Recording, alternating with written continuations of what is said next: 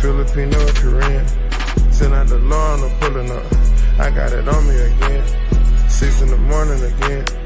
Hogging the road in the Benz. I'm on my way to the tail. She tangling up with a friend. I'm tangling up with them too.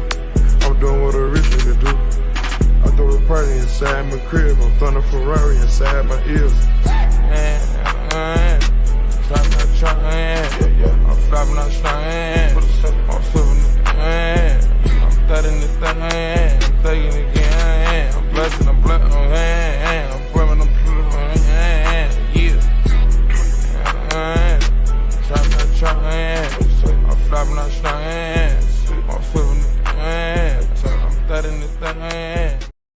Government's ability to control everything that you see as a benefit to you. Satan always comes in the name of help. I'm here to help you. I want to make life easier for you. And it's a convenience, right? I can now wave my hand to buy groceries. Whole Foods. Have you seen it? Put your hand, your palm up there to scan your hand, you could buy groceries. And you got some people like, oh, that is so cool. That's cool. Selling convenience is one of the biggest drug markets on the planet. Convenience, because we're lazy. Yes. You don't want to read, you don't want to exercise, you don't want to study, you don't want to train, prepare, build, nothing. You just want somebody else to do it. Here, put it on an automatic machine, automatic, auto. Then by the time you really want to do something, you're too dumb, you're too fat. I like watching movies. So let's take a page out of the book of Wall-E. It's a cartoon movie, and Wall-E, interestingly enough, in Arabic means the protecting friend. Little robot, the world was so toxic human beings couldn't live on it anymore because of what we had done to the planet. So they all gathered in one ship, went out into space, and had been out there for a long time. And they were trying to find organic life on the planet, a plant, something that shows that the atmosphere is clean enough for humans to return. Okay, human beings had relied on AI for so long, they didn't have to do nothing, from bathing to eating, nothing. Human beings had developed such a full body of voluminous fat where changing their clothes, bathing, everything, they sat like this in these floating chairs, to where when they finally had to use their limbs again, their bone structure had atrophied, their muscles had atrophied to where they couldn't walk, they couldn't move. That's where things are going. Everything's on auto. Everything's on auto. We don't want you to have to do anything, so that by the time you really want to rise up and do something, you'll be incapacitated and you won't be able to. Stop going with an easy life. An easy life makes you an easy person. Easily manipulated, easily broken down, easily taken over. No, stop doing that. The average human being right now in America can't do 10 push-ups. All right, I'm serious. Self-improvement, as the Most Honorable Elijah Muhammad said, is the basis for community development.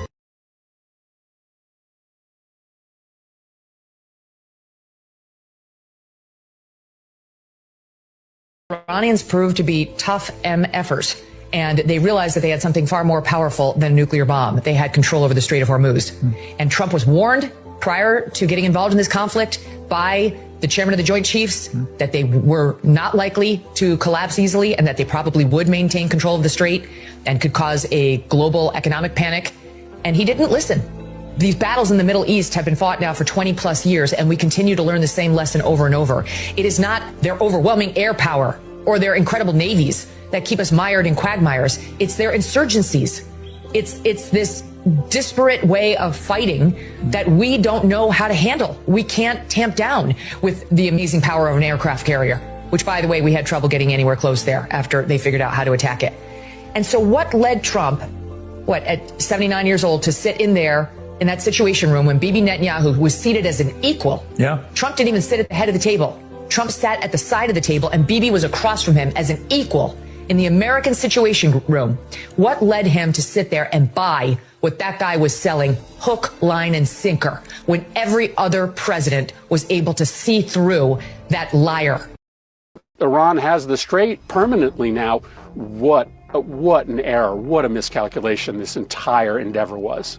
I mean, listen, who knows what's going on? Donald Trump lies every single day. Clearly, he's not telling the truth. But if you accept even part of the Iranian statement, Donald Trump has agreed to give Iran control of the Strait of Hormuz. That is extraordinary. If you go deeper into the statement from the Iranian National Security Council, they claim that Trump has also agreed to Iran's right to enrichment, to suspend all sanctions against Iran, and to allow Iran to keep their missile program, their drone program, and their nuclear program. Now, who knows if any of that is true, but if at the very least this agreement gives Iran the right to control the strait, that is cataclysmic for the world.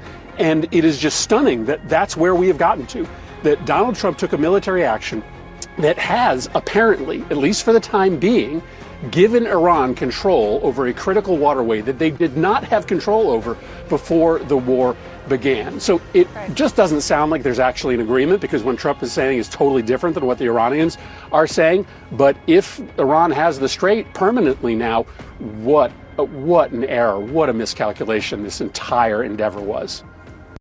Aaron, Pierre, that's Mufasa. Aaron, Pierre, that's Mufasa. What? Aaron, Pierre, that's Mufasa. Get it, Aaron, Pierre, that's Mufasa. Get it, Aaron, Pierre, that's Mufasa. Aaron, Pierre, that's Mufasa. Get it, Aaron, Pierre, that's Mufasa. Go, Aaron, Pierre, that's Mufasa. Aaron, Pierre, that's Mufasa. Aaron, Pierre, that's Mufasa. Yo, what up, man? This your boy Mufasa, man. What salute to you all in the building. Man, what's going on with you, man? Another late night live stream, man. If we're gonna get into it today, this one might be a little different. Man. Salute to everybody in the building. Y'all hit the like button on the way in for your boy. That's right, hit the like button on the way in for your boy, man. Salute to everybody who in the building. Yeah, man. Yeah, man. Like I said, if we see Nightbot behaving, man, we see everybody in the building, y'all please subscribe to the channel. Go ahead and get a membership, man. All right. You know what I mean? What's going on, Lucky C? What up, Sporty? See Nightbot behaving themselves, man. Salute to you all, man. We about to go ahead and get started, man. Today, it's going to be a little different show today. A little different show, a little different format, but we talking about the Iran war. And you going to see as we go along. Might be a little different than what we normally do, but I think it's interesting all the same, right? But before we get into, we're going to just give a little update on what we know is going on around with the Iraq war, right? We're gonna get a little update, and then we're gonna get into Mr. Glenn Beck. Now, I don't know if most of you guys know who Mr. Glenn Beck is. Mr. Glenn Beck, he is part of Conservative Talk Radio.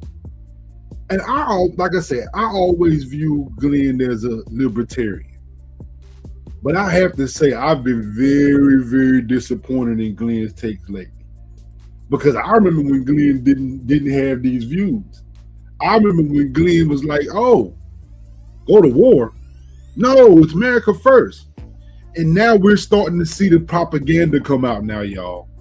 We're starting to see the propaganda come out, and it seems like they're pushing something. And I've been hearing, like I said, when you put your ear to the internet, you start hearing a few things, right? And Mr. Glenn Beck seems to be a part of it. He's part of the conservative machine. And see, I recognize it. I know it when I see it. They're wrapping up with the talking points. And you're hearing certain things, right?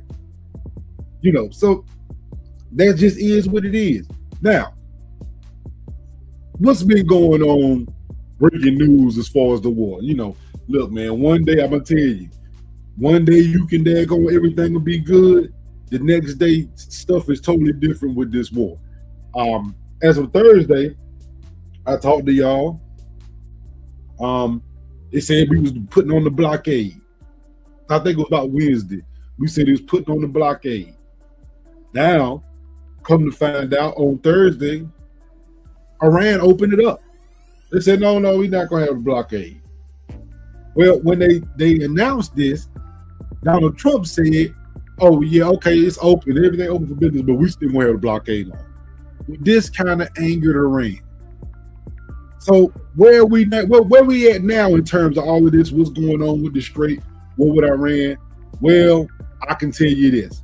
The Strait is closed. The Strait of Hormuz is effectively closed again. Iran has reimposed strict military control after accusing the U.S. of not lifting its naval blockade. IRGC gunboats opened fire on vessels attempting to pass, At least one tanker and one container ship were hit.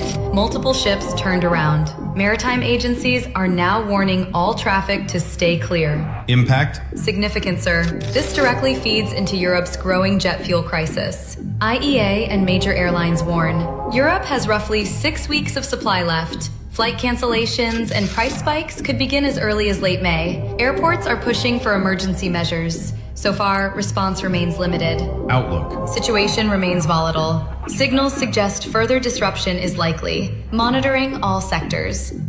Now, that's a little cool video of pretty much what's happening. But what happened is hey, they were negotiating. Iran made a step and said, hey, we're going to give up a little bit. You know what? The strait can be open. U.S. just lift their blockade. What did Trump come out and say? Trump said, man, I ain't lifting no damn blockade. Blockade what? Okay, the strait open, but I'm still blocking.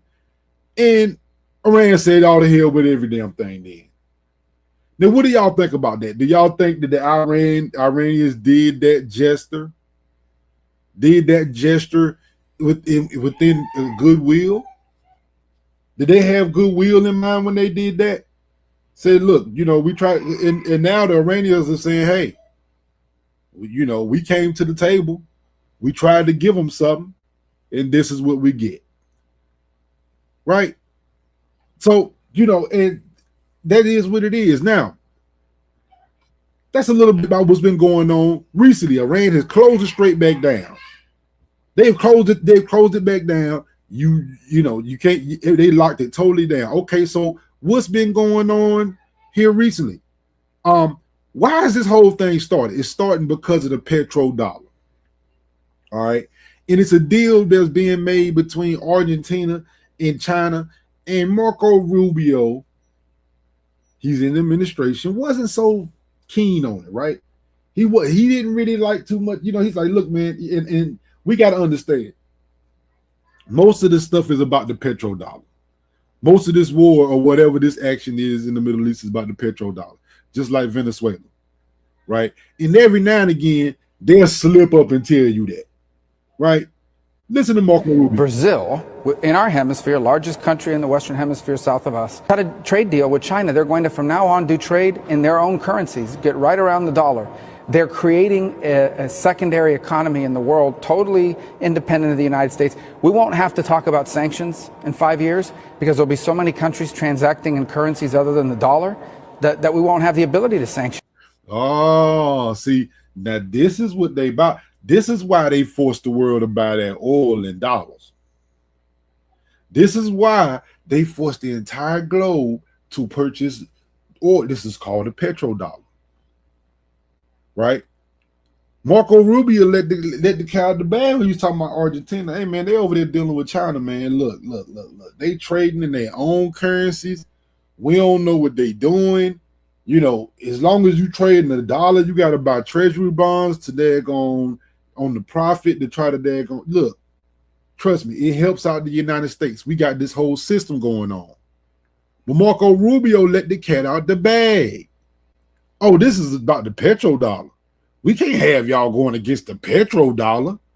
This is a whole economic system. We can't have you doing that. So then you start wondering, oh, well, who else decided to do this? Oh, Venezuela. Oh, Iran, China.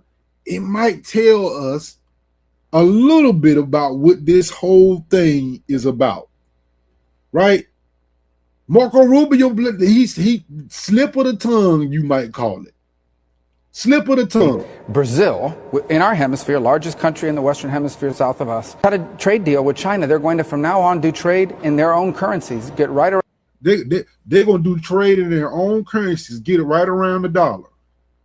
See, this is what being a superpower is, and you got to understand what we out there doing. Look, they're going to come on media and tell you one thing. They're going to negotiate another thing, but you got to know why they're doing it. See, it's a whole economic system tied to this petrodollar. And these countries are trying to get away from it. And the United States is saying, no, not so fast. You can't just run from the petrodollar. This is the system. And I told y'all before the petrodollar go down, oh no, we'll be in World War III. I done told you that petrodollar gonna stay. If that petrodollar start to slip, we go into war. We gotta admit that. We go into war if that petrodollar start to slip. And Marco Rubio let the cat out the bag. Around the dollar. They're creating a secondary economy in the world, totally independent of the United States. And that's the problem. See, sometimes we'll let the cat slip out of the bag and say, hold on. They trading with China and Yuan. Yeah, y'all totally separate outside the United States. We don't like that. We ain't for that. See, Marco Rubio let the cat out the bag. He let it be known. He said, we don't like that. We ain't for that. See, they'll tell us it's about everything else in the world but that. They won't tell us it's about that. You know, they'll tell us about everything else in the world. Right? But this is all about the petrodollar. We won't have to talk about sanctions in 5 years because there'll be so many countries transacting in currencies other than the dollar that we won't have the ability to sanction them. Now we talk about sanctions. Our ability to impose sanctions on countries is really a big part of them trading petrodollars. See, now you can, y'all understand that you might understand a little bit more how the system works. They buy oil in petrodollars, and they make money, they make profit in petrodollars. And then what they have to do, they got to turn right back around the cash they profits out in their currency. They got to come to our treasury. I say, oh yeah, take these dollars. That circulation helps our economy. So you got to understand what's at stake, just the petrodollar. That, like I said, that right there lets you know how the war started. All right, what it's about. It's about the petrodollar, right? No, okay, now before we get into the Glenn Beck, I found something that was very interesting. That I kind of wanted y'all to look at. Hey, some of you might say, man, this is a conspiracy, this BS. But part of this did happen. There is speculation to why it happened. But we heard a lot of talk about Iran getting a nuclear weapon. You can't have nuclear weapons in the wrong hands. But it always seems like it's only certain countries that get nuclear weapons, right? It's always only certain countries that get it. Well, and it just seems like those countries are never any countries of color. Have y'all ever noticed that? I guess Pakistan and India might, I guess you can count them. I guess you can count them. But you definitely not, nobody let's be honest, a lot of these countries in the Middle East, they definitely not letting any African country get their hand on a nuke. But what if I tell you it was real close? It was real close. What if I told you, they might have had access to something like that, but in the overthrow of the government said, people in powers that be said, "No, we're not going to do it." Right? Let me let you know what I'm talking about. I'm talking about South America. Now, let me show you how interesting this is. Let me know what you think about this. Country to ever give up nuclear weapons did it for the most racist reason imaginable. It's 1989 South Africa. The white apartheid government has just finished building 6 nuclear bombs in complete secrecy. They enriched uranium, built missile systems, became Africa's first and only nuclear power. For years, they lied to the world. Now, I know the first thing y'all saying was, what?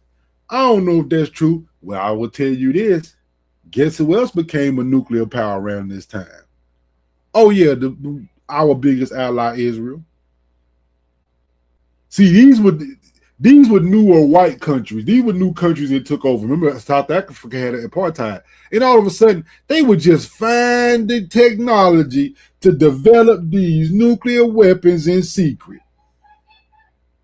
And they already had 6 nuclear bombs. Just a secret. They just happened to do it. Oh, but Iran is a big problem to have nuclear bomb. Okay, I mean, all right. All right, I'm just saying it's always, pay attention to the countries they talk about this nuclear bomb stuff with. Right? And it's just certain countries they don't want their hands to get on. In complete secrecy, they enriched uranium, built missile systems, became Africa's first and only nuclear power. For years, they lied to the world, denying the program even existed. Just like Israel. They're saying South Africa did this. South Africa lied to the world. This is the apartheid government, the white government down there. Yeah, they had nukes. Oh, yeah. Now, but if South America had nukes, then what the hell happened to them? All right. Then something changed. International sanctions were crushing the economy. Apartheid was crumbling. The African National Congress was about to take power, but instead of negotiating a handover, the government made an unprecedented decision. They destroyed every single nuclear weapon, dismantled the uranium enrichment facilities, eliminated all weapons-grade material, wiped out the entire program before black South Africans could inherit it, declassified. Now, I know y'all think, is that far-fetched? But I would just say, there ain't no African nation that got a nuke. And they just say, oh, they just don't have the technology. Trust me.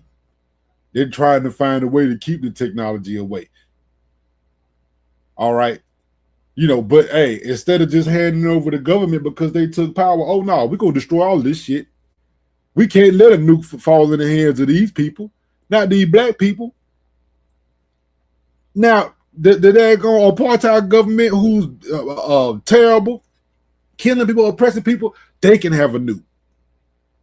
Oh no, not Mandela's government though. Hell no, they don't know what to do with destroy everything to make sure they don't have one. But instead of negotiating a handover, the government made an unprecedented decision. They destroyed every single nuclear weapon, dismantled the uranium enrichment facilities, eliminated all weapons-grade material, wiped out the entire program before black South Africans could inherit it.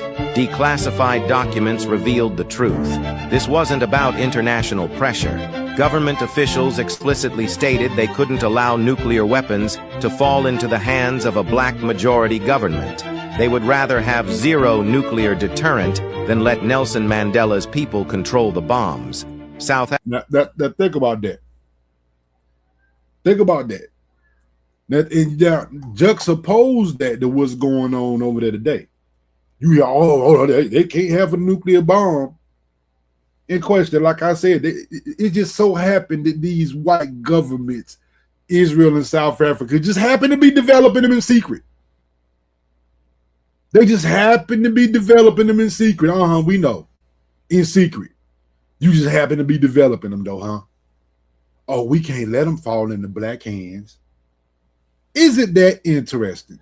Africa remains the only nation to voluntarily eliminate its nuclear arsenal. The timing reveals everything about why. Now, South America, the thing about that, South America, the only, like, damn, they the only ones that have never had nukes and gave them up. Now, why would they do that? Oh, yeah, we can't let Mandela and them have these. Oh, no, we got to destroy all of this.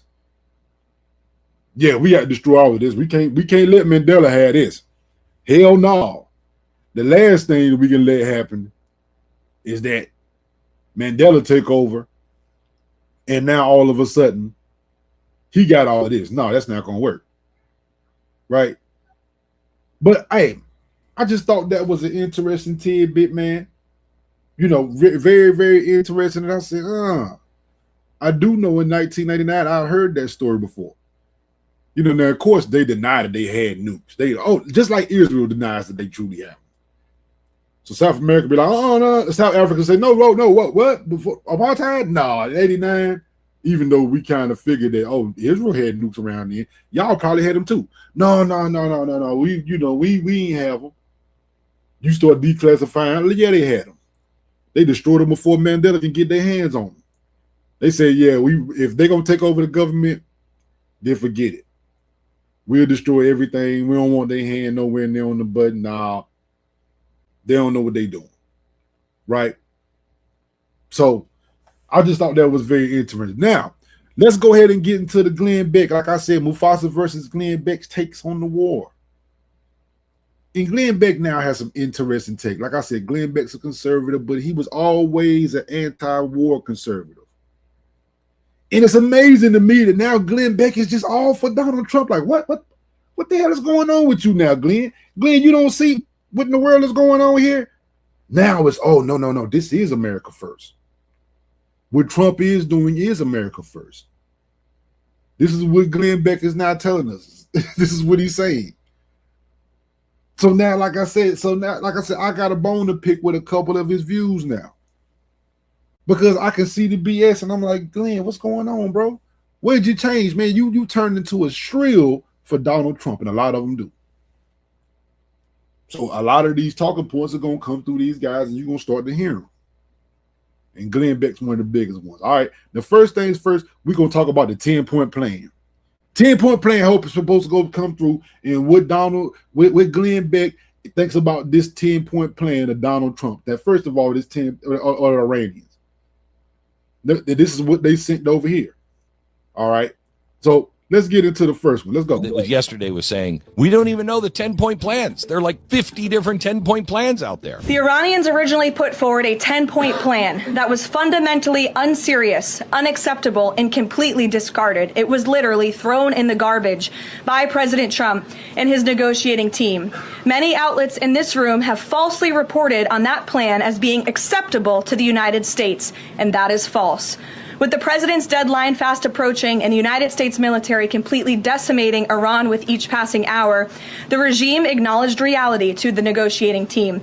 They put forward a more reasonable and entirely different and condensed plan to the Now, do y'all believe that this is state-run media? She works for the White House. But her thing is oh, hell no, we ain't, look, that first plan they came up with, we didn't like it. And then, so they turned it around and sent us something different. Yeah, you turn it around and send us something different, okay? We don't like that. Now, of course, like I say, is it true or is it more bloviating and blowing hot smoke up our ass, right? But like I said, let's see what Glenn Beck think about. President and his team. President Trump and the team determined the new modified plan was a workable basis on which to negotiate and to align it with our own 15-point proposal. Before you heard about the multiple different 10-point plans, and there was confusion yesterday. I'm like, wait a minute, this one came from Iran, this one came from us, which one is right, blah, blah, blah. You can be right now, but 10 minutes later, you can be completely wrong. Who was it that... When Glenn says things like that, to me, it seems like you setting the stage for a lie. How easy could that be to say, hey, oh yeah, you can be right now. 10 minutes later, you can be completely wrong. It's like, yeah, it sounds like you giving excuses for lying. You shouldn't be completely wrong 10 minutes later. Oh, the things on the ground are always changing. The circumstances are always changing. Oh, we didn't know. Yeah, that's kind of set up for people who do a lot of lying. The circumstances change a lot. You guys just don't understand. Right? So, that's first things first. Like, all right, Glenn, just give credence that things are going to change that much and that fast. It's a little scary, Glenn. But okay, we'll move on. Next, we're going to talk about America's position in the world. Like I said, America first. America first. Now, when we were campaigning, what did America first mean? I'm like, most people thought America first would mean to take care of Americans first, to fix our infrastructure, to make sure our people are good, to feed our people who are hungry, and to take care of our homeless, and to make sure people get, y'all said y'all wanted to get, healthcare, whatever you wanted to get, that's what America first was supposed to mean. Well, now they're kind of repropagating it. America first might not exactly mean that, according to Glenn. Tweeted out, world's most powerful reset. What does that mean? He is resetting everything into an America first position. The United States. Whoa, so okay. He's resetting everything into an American first position. What? I don't know. You sure what's been going on here? You resetting anything to America first position? Is that what you think we doing? I'm sorry. I'm gonna let you talk. My bad. He is resetting everything into an America first position. The United States is no longer the country it was in the 1970s when it comes to energy. We're not begging for oil from the Middle East anymore. We are producing more oil than any country in the world. What would happen to your life if the United States becomes not just energy independent, but hear me, a primary supplier to its allies and the rest of the world? China. Okay. Now we starting to get. Okay, we start talking about fictional. Hey, what would happen if this was going on? What would happen if we did that? You know what I mean? It's like, hold on, what are you talking about? Now we getting. Hey, let's look at the pipe dream. You know what I mean? Let's go ahead. You know, I'm gonna show you a pipe dream now. You know what I mean? You know, so it's like, hold on, man. Yo, salute to your fat boy, man. Salute to my brother, man, supporting the show. Man, salute to 50s and hundreds, you know I'm trying to pull that. Live my whole life for a green piece of paper. Did some tripe shit for a green piece of paper. Did some hype shit for a green piece of paper. A green piece of paper. A green piece of paper. Yeah, salute to you, fat boy. Appreciate you for supporting the show, man. Just to support, man. Appreciate you, my brother. Thank you, man. Thank you. But yo, yeah, you know, so this right here is supposed to be America's first in the world. And then it's like we kind of get on this tangent. Imagine if we were not only energy dependent, but we supplied most of the crude to the world. I'm like, okay, we can do that. I figure if we had a decent price and we made deals. But what does our military have to do with most of that? Well, Glenn gonna let you know. It becomes not just energy independent, but hear me, a primary supplier to its allies and the rest of the world. China's entire system, its manufacturing base, its growth model, runs on imported energy moving through the Strait of Hormuz. They get cheap oil from Iran. And then you come to us, the United States. You know, choose us or let them pay for oil and the security that it would take to get it, go ahead. But whoa.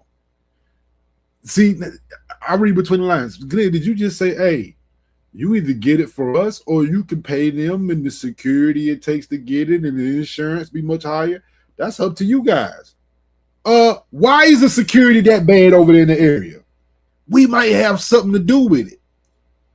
You see, I'm thinking like, you understand the game we're playing, Glenn? You can't daggone be in the middle of the strait with your aircraft carriers threatening to fire on people. You daggone fooling with Iran and then say, oh, it's a threat getting to this through the strait. You know you can just come over here and buy for us. That's almost extortion. This is why Iran said earlier, man, like, oh, they got a little piracy thing there with the United States. We don't know what they over there. They tripping. You know what I mean? Like, hey, they daggone blocking our toes. They doing all sorts of stuff. They want to control how we all making money. You know, and like I said, their whole thing is like, no. This ain't right. But yeah, but Glenn, I heard what you said. You know, I heard what you said, brother. They get cheap oil from Iran. And then you come to us, the United States. You know, choose us or let them pay for oil and the security that it would take to get it, go ahead. But we become the driver. So if energy becomes more regional, more hemisphere-based, our wars for oil in the Middle East come to an end. You don't like forever wars? This is a way to end them. Donald Trump. Now, I can't stand this argument. The way to end endless wars is to go over there and start a war.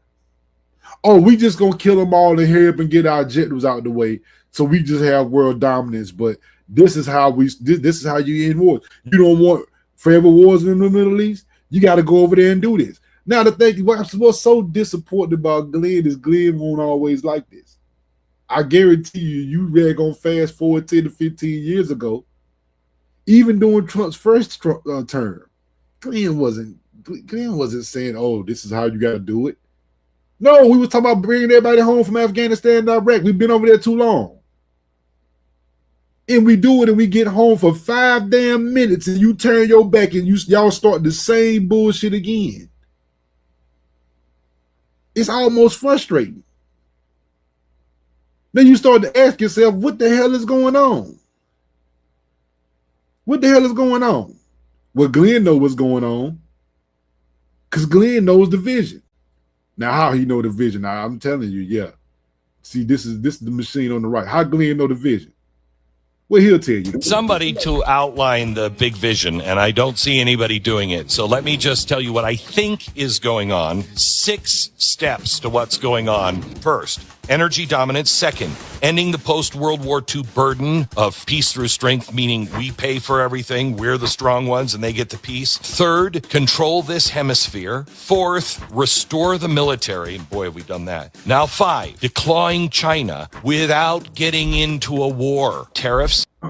Sir, how are we declaring China without getting into a war? Because y'all are saying, oh, we just stopping Iran from getting a new. No, y'all are getting into a war. See, I know this is one thing that I don't like. I can't stand when y'all trying to be technical. Oh, technically, Congress hasn't declared war. Yeah, okay, all right. Technically, we know that. Right?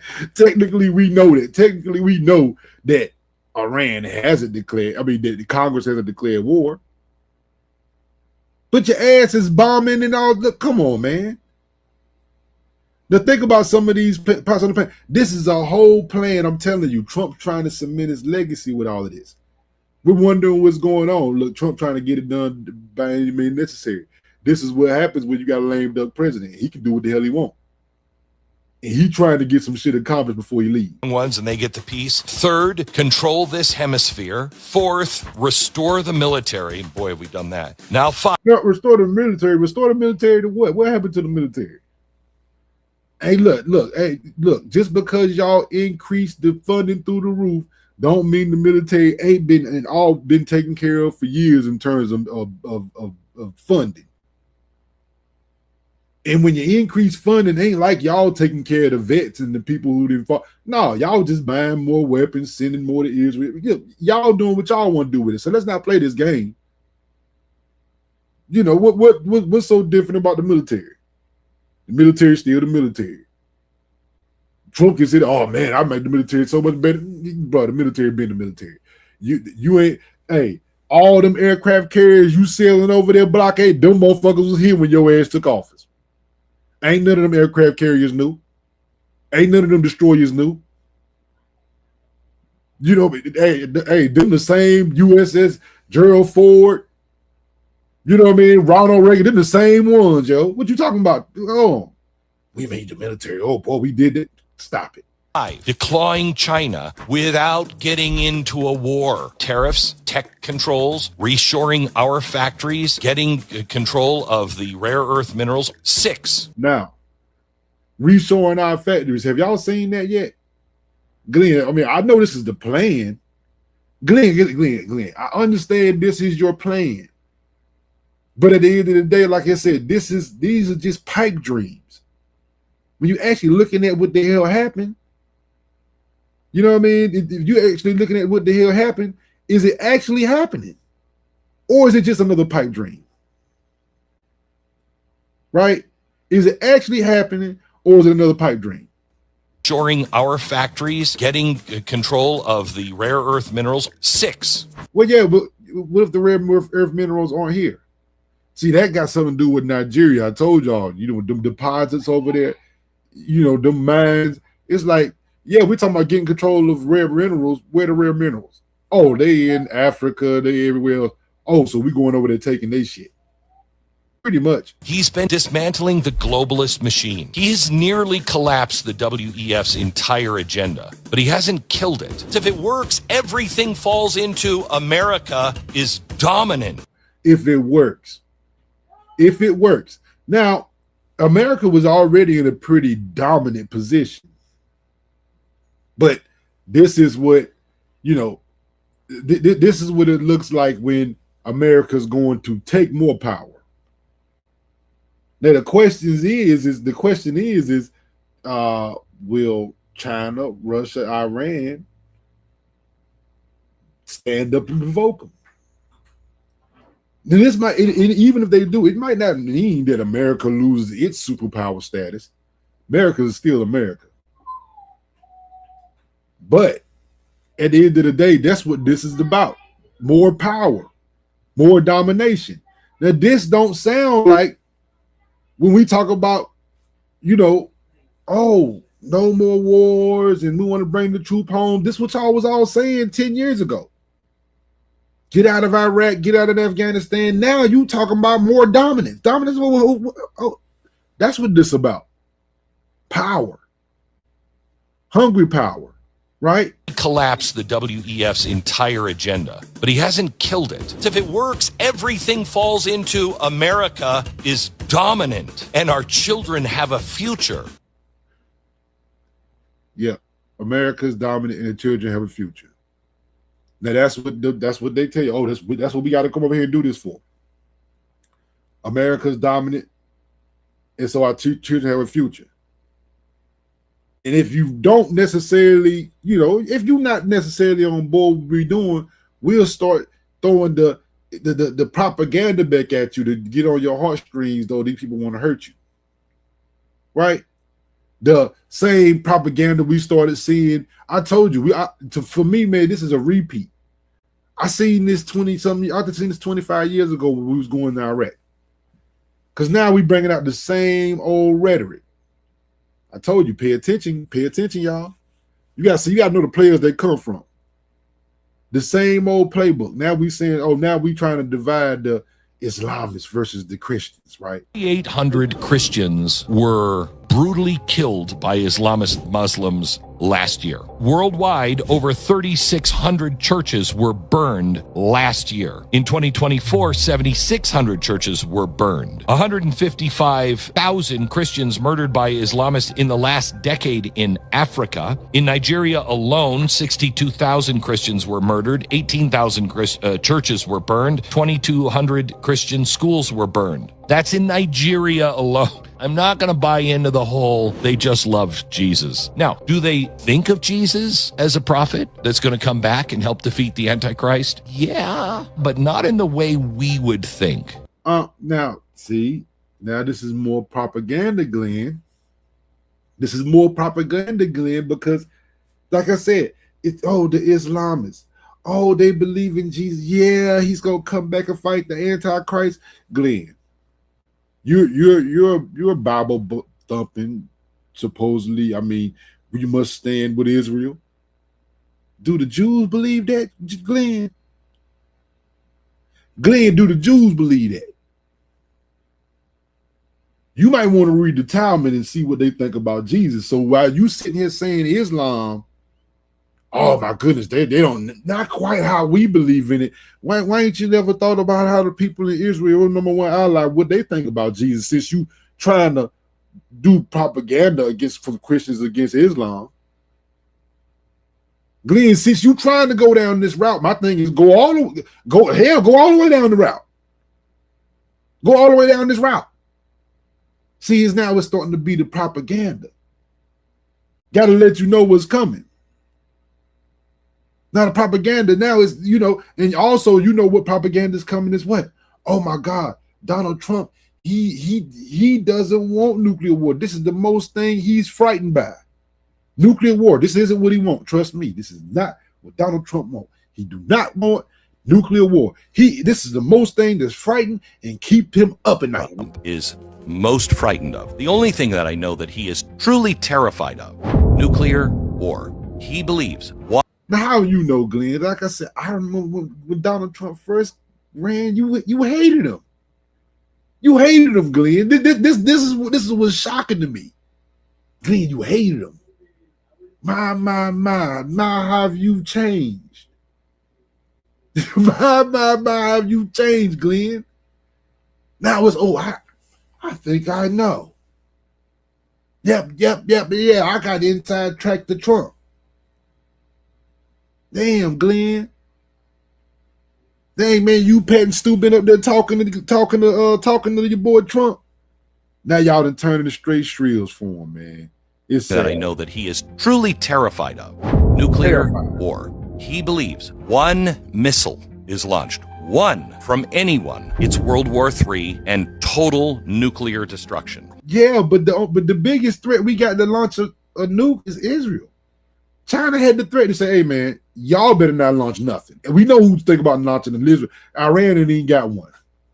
Y'all launch one, we nuking y'all.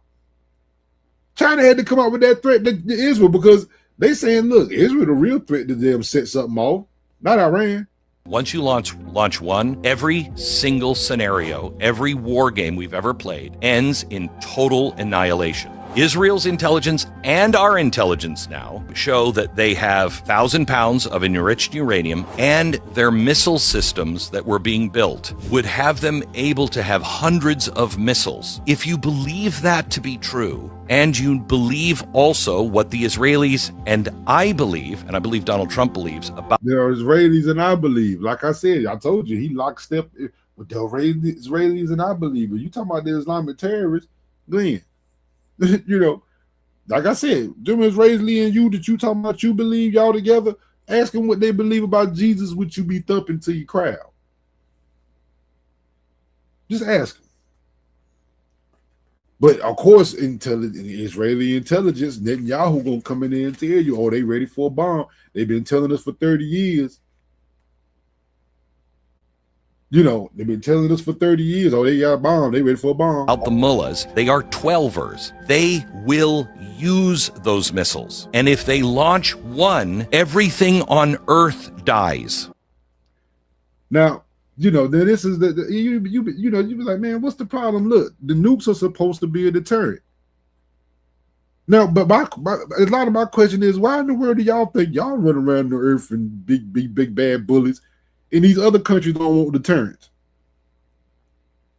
They don't want deterrent. Yeah, they want a deterrent too. Oh no, they're bad. They'll use them. I'm sure at some point you said Russia will use them. Y'all act like Putin is a madman. He gonna use them. We know the system that he got. Now it's, oh my goodness, these people in Iran, they're crazy. They're gonna use them. I mean, they could be thinking the same thing about y'all, man. Them Americans and the Israelis crazy. They might use them, right? I mean, look, that is what it is. You know what I mean? It is what it is. Now, next, we're going to talk about, what do you actually tell the media? Is it okay not to actually say everything? The president ever told the world exactly what he was going to do. You don't broadcast your military plans to your own press, let alone tell the people you're targeting. If you do, you're putting lives at risk for the sake of optics. Now, look, I understand that point, Glenn, but it's like y'all only make this when your guy's in office. Come on, Glenn, come on, Glenn. You only make this point when your guy's there. You don't make this point when it's the other side there. You want to find out everything that's going on. Now it's like, oh, okay, you might not want to tell everything. You could be putting people's lives at risk by telling everything. But it's just real funny how that's just every 4 years. Then when the other guys in office, they should be telling everything. Congress don't know it, don't know nothing. This shows your bias, Glenn. This shows your bias. President doesn't do that. So what happened instead? The Iranians spent the day preparing for the thing they were told was coming. Quite honestly, because of what Donald Trump said, they told the world exactly who they are. In case of war, we evacuate people. What did they do? They put civilians in and around the key strike area. Now, did they do that, or was that protesters, or is that more propaganda, Glenn? How do you know? How you know that Iran, this state did that? And at the end of the day, that's a tactic stolen by the civil rights movement. They know the world's watching. Yes, the world's watching. We're live right here. Let's see if the United States is willing, with us live, to drop this bomb on us right here. Yeah, the whole world can watch now, Glenn. These people were calling your bluff. They were calling Trump bluff. You ain't going to drop this bomb and kill all these civilians sitting right here. The world is watching. The world is watching, but you're not going to do it. That's taking a page out of the civil rights movement. They said, yeah, it's going to, look, we got to pull on the strings of white folks. How you going to do it? You know, hey, if you're gonna go out there and march them, they gonna stop you. They gonna turn the dogs and the hoses on you. America gonna say, let's see if they do it during the day in front of everybody. We know they'll terrorize you at night. But that's how Iran said. We know in the nighttime you said you're gonna do it, but don't worry about it. We're gonna see when we all sitting out here holding signs. Are you willing to drop a bomb and kill all these people out here? We're gonna find out. Power plants, infrastructure, all the locations they assumed were on a list, they moved their own people into harm's way. And nobody even asked how many people there were volunteers. Do you suppose they were all volunteers? Yeah. Now, my thing is, maybe not. I mean, maybe they were just on their own. But Glenn's point is, hey, you know, the president doesn't tell the press everything. You don't, because the enemy gonna know. All right, well, Glenn, that's fine. I just want you to keep that same energy, brother. The launch on Diego Garcia. That is not a short-range missile. That's a long-range missile. It's not an ICBM, but it's the next step below it, which validates, if I'm not mistaken, everything that Trump has been saying, that they had longer range and were working on ICBMs and were close to it. And once they have an ICBM, you can launch a nuclear weapon at Los Angeles or New York. And that is the thing that every president said they can never, ever have that opportunity to do that. Looks like they were really close, does it not? It does. So, I mean, if they were lying about this, it brings into the question, what else were they lying about? And now, hold on. But Glenn, you just said in the last clip that the president shouldn't come out and be telling stuff. So now Iran had to tell you the range of the missiles they got. Iran, like, why we got to tell you that? Why we got to say that to you, Glenn? Glenn, you just sat there and said, oh, the president shouldn't even be telling the press. Therefore, not even telling the American people what the hell going on. Okay, if you agree with that, then why are you playing it like, Iran lied? You just said they're not supposed to be telling you. So Iran probably saying, yeah, we got some missiles. We ain't gonna tell you how far they can travel. Oh, you shocked we sent one up over there? You shocked we had one to get that far? Oh yeah, bro, we can touch you. And now all of a sudden they're going, you shocked. Oh my goodness, they lied. They lied. What the world Trump been saying the whole time? They had Trump said they had a nuke. He didn't fire a nuke. They just had a missile. You didn't think they had the capability to shoot it that far. That's all that is. They just had a few missiles that you didn't know they can get that far. And now all of a sudden, y'all losing y'all freaking minds. Y'all out of control. Oh my God, this was the whole, now everything's off the table now just because this missile went further than we thought. Trump was right about everything. No, Glenn. That's not how that works. If they can target Diego Garcia about, say, like 4,000 kilometers away, they can also target multiple different countries in Europe. It definitely shows what they were. Okay. Like, but this how many countries can United States and Israel target from far away? We just act like Iran ain't supposed to have nothing. There are people of 90 million people over there. Got something. What you mean? I swear I will be understanding the logic. We're building towards, and it also shows what the Obama administration's JCPOA did not even attempt to even look at. And this is what we were. Well, hold on, a long-range missile? Trump ain't mentioned a long-range missile. He mentioned nukes. Trump ain't mentioned one damn time about no long-range missile. He's talking about nukes. Y'all talk about a missile going further than you thought.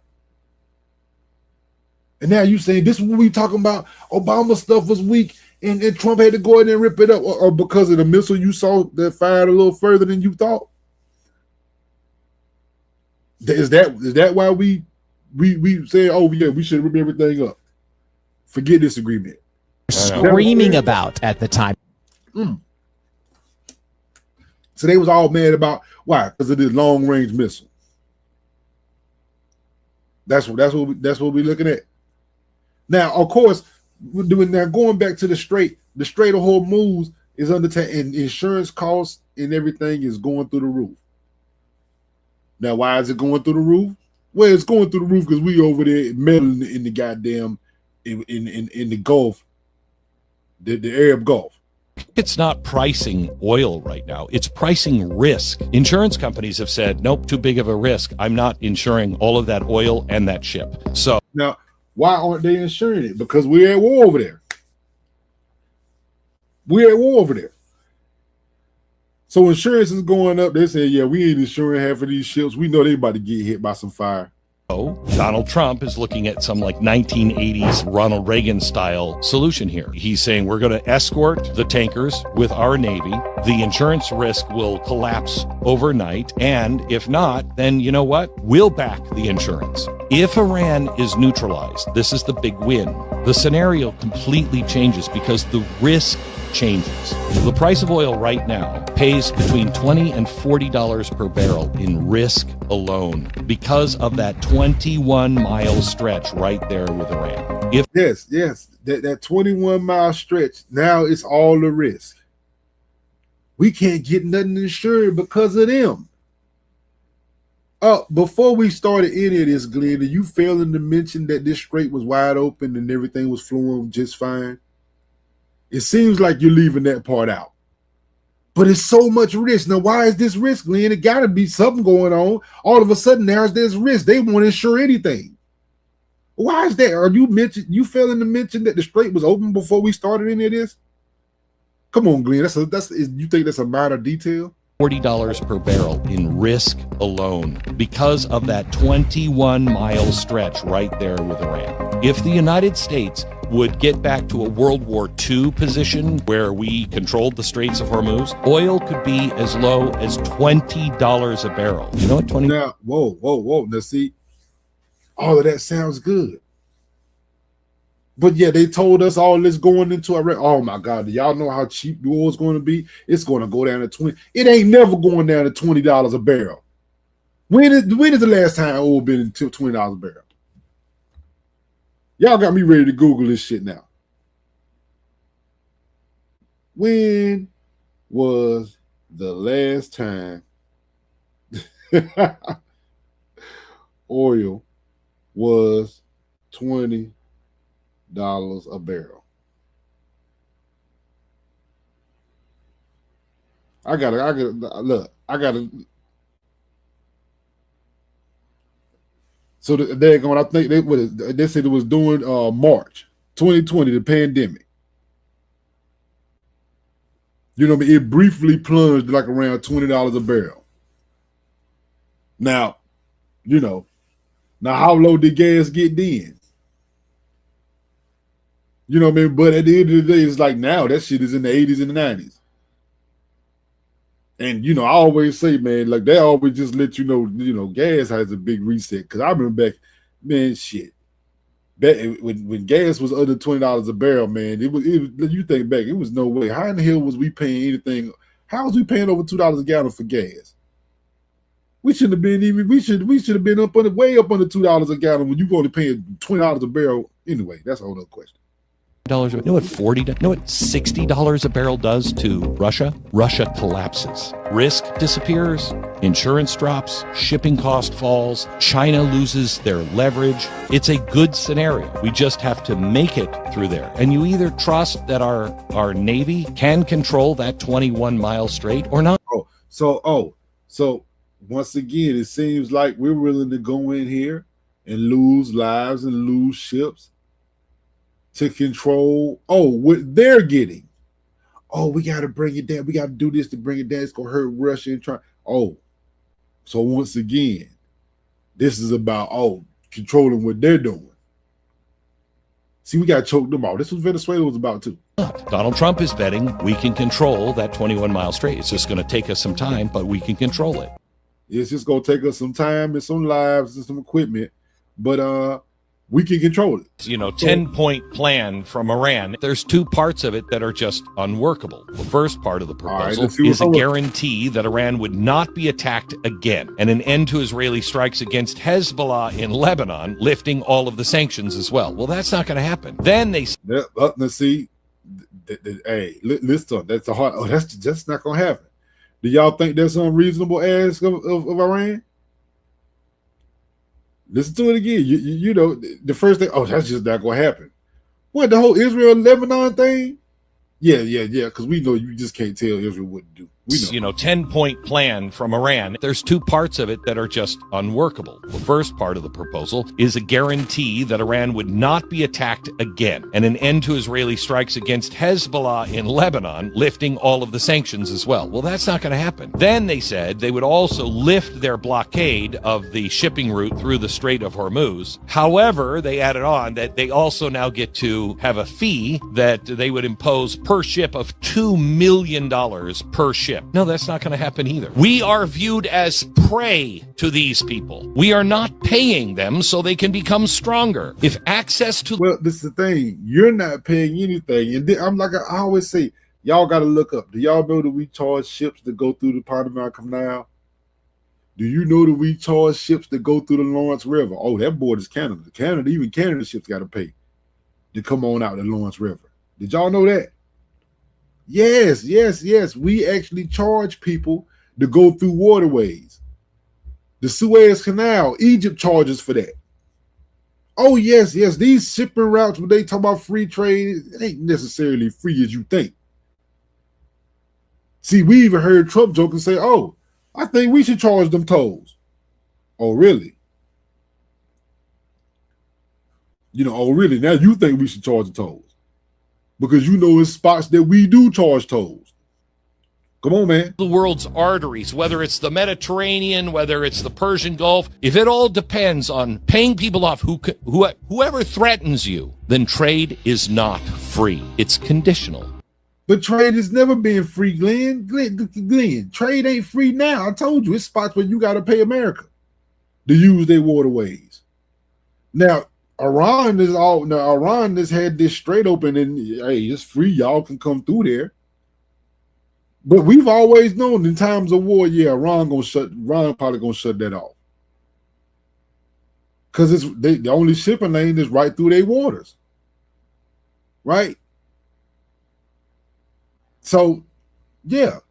And one of Iran's plans they wanted to do was, they said, hey, we need Israel to watch out what they're doing, especially with the bombing of Hezbollah or Lebanon, because they're going too far. Now they're just down there evacuating cities and everything.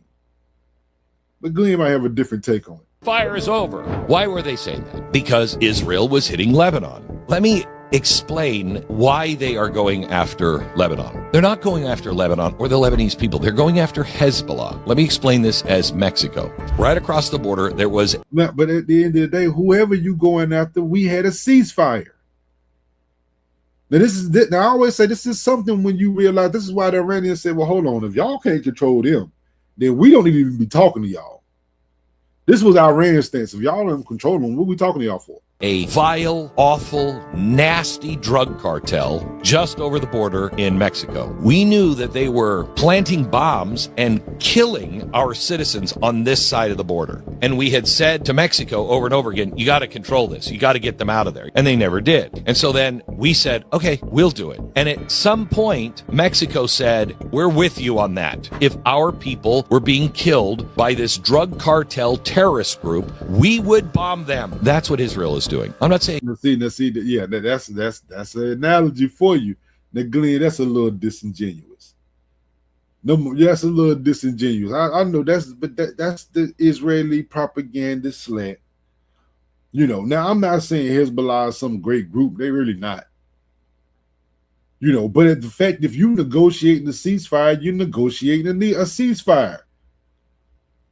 You're going to just negate the ceasefire that you're going through and just say, oh, no, whatever. We're doing what we're doing. That's crazy work. That's crazy work. And then you sitting here trying to justify it, Glenn. That's bad. It's right or wrong. I'm not saying you have to like it. I'm just telling you what it is. Yeah, what it is. So regardless of whatever ceasefire, Israel can always just fire off on Hezbollah, Lebanon, whatever. Right now, Iran insisted that this be a part of the ceasefire, and they said, "Oh, well, they look at them. They said the ceasefire was over just because Israel had bombed a couple." Yes. If it's a ceasefire, it's a ceasefire. And they included it, You know, they included it. Say, well, yeah, with Lebanon and Israel, they got to stop too. Right? But all right, anyway. Look, we just gonna move on. Look, I'll tell y'all about these civil rights. I just got one last thing I want to tell y'all about these civil rights. See, I told y'all the way you read up civil rights. Now everybody can claim civil rights, man. They all can claim they've been discriminated against. Right? They always say, man, now they starting to say, man, you ain't hired me because I was white. Times in my career, I was brought into like various spaces and told we were about to give you this staff writing job and we can't because you're a white guy and we already have too many white guys on staff. I just want to play devil's advocate with you. Let me ask you this. Why should I believe you're not just a disgruntled guy who was not a good writer and just couldn't get a job? I mean, I am partly exactly that. But I think part of the thing is this. I mean, I wouldn't have written the article if I was good. Good for you. The year I moved to Hollywood, there were about 48% of the lower level writers were white men. By 2024, that was 11%. You go from Yep. See, they being discriminated against. I told y'all. Y'all think I was joking when I said it. You thought I was joking. You know what I mean? You thought I was joking, man, when I said, all right, look, all right, they're gonna start saying, look, man, you know, now we being discriminated against. Look what it used to be. Look what it is now. We being discriminated against. All right, they're gonna take your civil rights. Being 1.5 times more represented via your population to like 1/3 within the space of a decade. It was not a slow chain. We're gonna hire, 1% less white guys every year. We're just gonna stop. Yeah. And now you see what's going on. Now, like I said, so look, man. I just want to say, look, man, at the end of the day, Glenn Beck, man, like I said, I used to actually like Glenn Beck. Glenn Beck actually, like I said, he used to hold him to the fire. I don't know what's going on with him these days. You know what I mean? I don't know what's going on with him these days. Y'all could tell me what's going on. I don't know, man. Now, some of you might say, look, Glenn always been like this. Like I said, I used to watch him closely. Glenn won't always be like that. Now he's a shrew for the president. And it's sad to see this is somebody who, man, could not stand Trump the first time. Didn't like him early. Oh, no, he don't know what he's doing. But now, all of a sudden, everything good. So what's to make of that? But as of right now, the straight is right back closed. We're right back to square one. And I think either Monday or Tuesday, we can see if we can have some talks. Right? So it is what it is, man. But yo, man, appreciate y'all for joining me, man. You know how we do. We here for a good time, not a long time, man. So, man, holla at your boy. Niggas got out of slavery. They went over there and stayed over there. And they put their head down and they worked. They stayed with their family. They was uneducated, but they had land. They had chickens. They had cows. They could eat out their own backyard. They could process their own food. They didn't go to that white man for nothing. The white man used to come buy chicken and bacon from the nigga. Here come Dr. King with his dream. Let's go join them. The nigga said, this little boy crazy.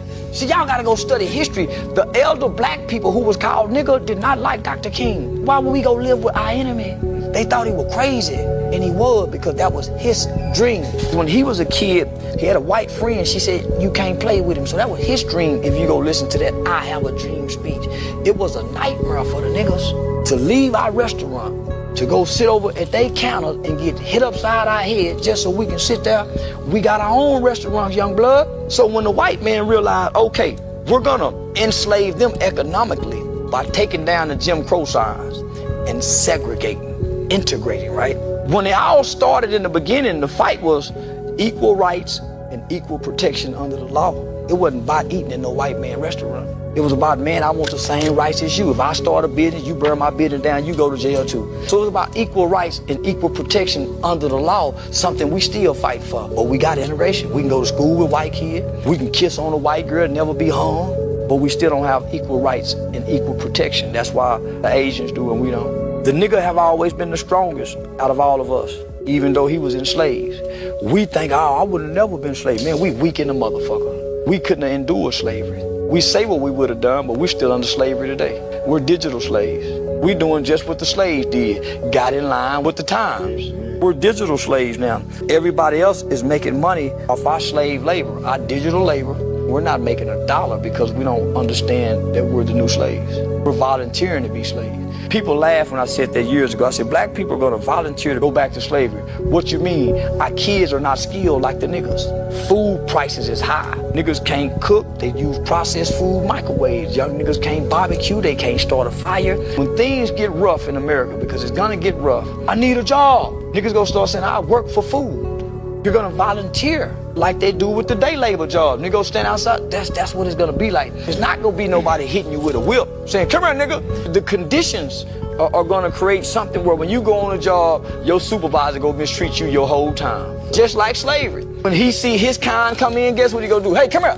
He gonna take care of his kind and tell you and your kind to get back. We're already seeing that. You go to Nigeria, which is, if not the most corrupt nation in Africa, and it is, it could be the most corrupt nation in the world, Minister Farrakhan. Oh, now, Mr. Wallace. It is the most corrupt nation that I have ever covered. I've been there 25 years ago, and I've been there as recently as last year. Fine. So what? 35 years old. That's what that nation is.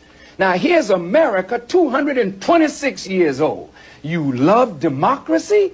But there in Africa, you're trying to force these people into a system of government that you just have accepted 30 years ago. Black folk got the right to vote. You're not in any moral position to tell anybody how corrupt they are. You should be quiet and let those of us who know our people go there and help them get out of that condition. But America should keep her mouth shut wherever there's a corrupt regime, as much hell as America has raised on the earth. No, I will not allow America or you, Mr. Wallace, to condemn them as the most corrupt nation on earth when you have spilled the blood of human beings. Has Nigeria dropped an atomic bomb and killed people in Hiroshima and Nagasaki? Have they killed off millions of Native Americans? How dare you put yourself in that position as a moral judge? I think you should keep quiet, because with that much blood on America's hands, you have no right to speak. I will speak because I don't have that blood on my hand. Yes, there's corruption there. Yes, there's mismanagement of resources. Yes, there is abuse. There's abuse in every nation on earth, including this one. So let's not play holy to moralize on them. Let's help them. I'm not moralizing. I'm asking a question, and I got an answer. Why would you put it as the most corrupt regime in the world? That doesn't make sense. Can you think of one more corrupt? Yeah, I'm living in one. I'm living in one. Yes, you've done a hell of a thing on this earth, so you should not be the one to talk. You should be quiet when it comes to moral condemnation, in my judgment. I didn't mean to be so fiery. No, that's good. That's good. That's my passion.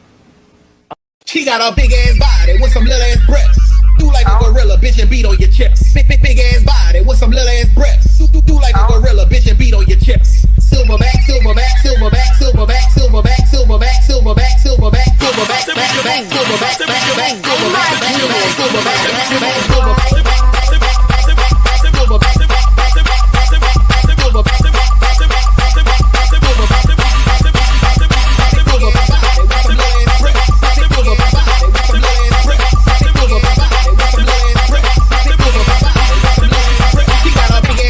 with some little ass breasts. Do like a gorilla, bitch, and beat on your chest. Big ass body with some little ass breasts. Do like a gorilla, bitch, and beat on your chest. Silverback, silverback, silverback, silverback, silverback, silverback, silverback, silverback, silverback,